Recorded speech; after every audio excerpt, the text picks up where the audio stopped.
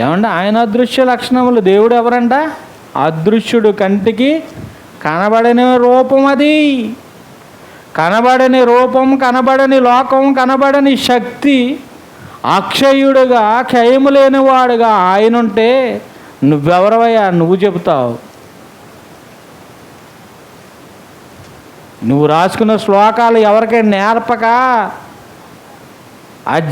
అధ్యాపకం అని మీరే చదువుతూ మీరే నేర్చుకుంటూ ఎవరికి నేర్పక, అర్థాల విషయాలు తెలపక, ఈరోజు నువ్వు దేవుణ్ణి తప్పుపట్టేంత దమ్మున్న మగాడు నువ్వేమైనా? ఎందుకనగా దేవుని గూర్చి తెలియని సఖ్యమైనది ఏదో వారి మధ్య విశదమై ఉన్నది. విశదపరిచేశాడంట. దేవుడి కోసం ఏదైతే ఉందో విశదపరిచేశాడు. విశదపరచడం అంటే ఈ సకల చరాచర ప్రకృతిని చూడరా, నేను కనబడతాను, ప్రతిదీ నీకు ఇస్తుంది, తీసుకోదు నీ దగ్గర నుండి. బొబ్బా చెట్టు వేసింది, కాయ వస్తుంది, కాయ నీకు ఇస్తున్నాను, నువ్వు నాకు ఏమి ఇస్తావని చెట్టు అడుగుతుందా? గివింగ్నెస్, ఇవ్వటమే తెలుసు దానికి.